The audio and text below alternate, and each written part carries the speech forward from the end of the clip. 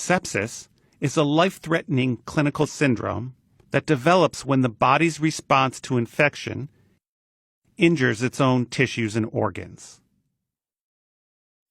Clinical criteria for diagnosing sepsis were first proposed in 1991 and last updated in 2001, but a lot has happened since.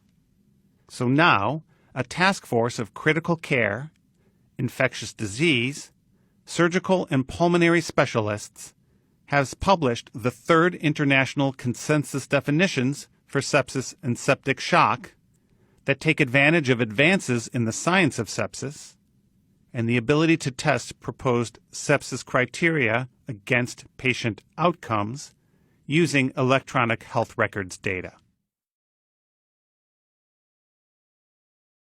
The group defines sepsis as life-threatening organ dysfunction caused by a dysregulated host response to infection.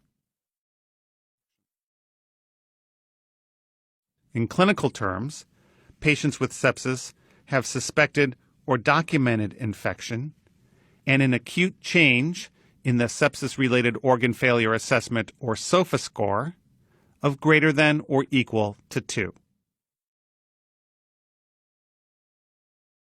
The group recommends use of a bedside score, the Quick SOFA or Q SOFA score, comprising an increased respiratory rate, alterations in cognition, and low blood pressure, to identify patients outside critical care settings with suspected infection likely to have poor outcomes typical of sepsis.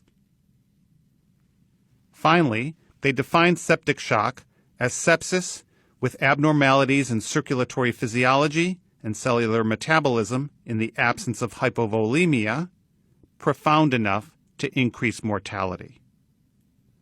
The authors acknowledge that there is no reference standard for diagnosing sepsis,